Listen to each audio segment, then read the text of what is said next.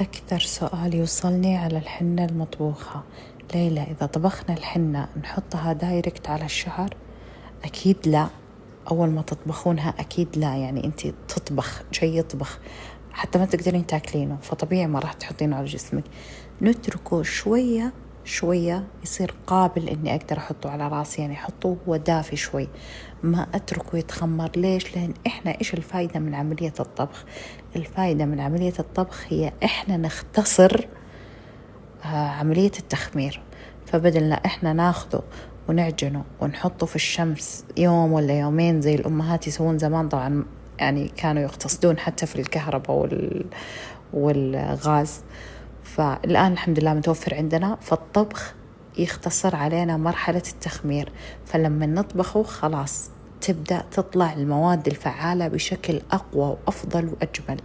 فلما تحطينه على خلاص أول ما نطفي عليه النار نتركه مثلا 10 دقائق 15-20 دقيقة زي ما انتم شايفين الحين، وعلى طول نبدأ نحطه. حتى البناتي أحطه وهو دافي كذا، تحسينه يعطي حنان وأمان، ما أدري كذا عجيب إحساس الحنة في الشعر وهو دافي يا بنات كذا، يا الله تحسونه صدق علاج.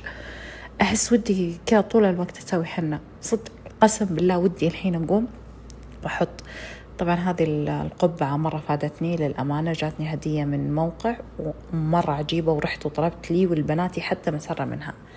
طيب اللي تبغاها جاهزة الحنة المعجونة زي كذا تاخذها جاهزة عندنا متوفرة. شوف ما شاء الله شو كبرها، ما شاء الله لا قوة إلا كبر قريح، ما شاء الله لا قوة إلا بالله.